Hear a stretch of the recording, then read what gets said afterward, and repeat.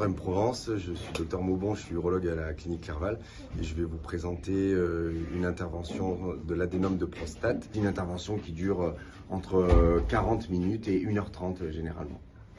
L'adénome de la prostate, c'est la partie centrale de la prostate qui grossit généralement avec l'âge et qui peut être responsable des troubles urinaires rapportés par les hommes à partir généralement d'une cinquantaine d'années. Donc ça, c'est la technique historique où on ouvrait la vessie et on allait chercher au doigt l'adénome. Donc là, on était par voie antégrade.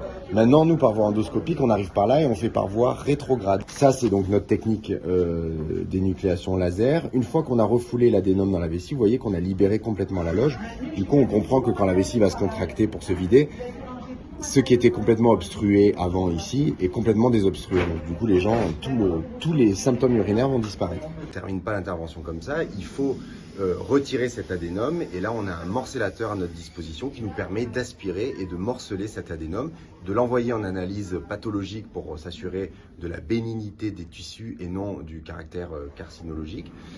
Alors, il faut s'attendre systématiquement après cette intervention à avoir une disparition de l'éjaculation. L'éjaculation va déjà diminuer en termes de volume et ensuite elle va se faire par voie rétrograde. Ça veut dire qu'au moment de l'orgasme, le sperme ira dans la vessie. Généralement, ça survient à un âge où les hommes sont moins dans des désirs de procréation. On pourra toujours éventuellement faire appel à une procréation médicalement assistée, mais il faut tenir bien compte que c'est difficile d'avoir un enfant après avoir eu ce type de chirurgie. Le cancer de la prostate est le premier cancer de l'homme et l'hypertrophie bénigne de la prostate est un phénomène quasi naturel qui fait que le volume de la prostate augmente chez beaucoup d'hommes.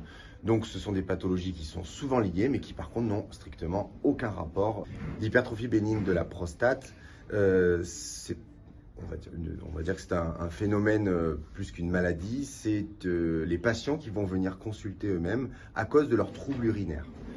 Donc c'est des patients qui vont se plaindre à leur médecin traitant de leur gêne urinaire à partir d'une cinquantaine d'années. Ces patients, ils viennent à la consultation, ils disent qu'ils sont de plus en plus gênés, qu'ils commencent à se lever la nuit. Quand ils urinent, le jet devient de plus en plus faible. Ils ont l'impression de ne pas bien vider la vessie. Ils sont obligés d'y retourner parfois quelques temps après. Parfois, ils ont des phénomènes un peu impérieux, des envies urgentes d'aller uriner. Donc le confort de vie est un petit peu impacté par ces petits troubles urinaires et ce qui motive une consultation.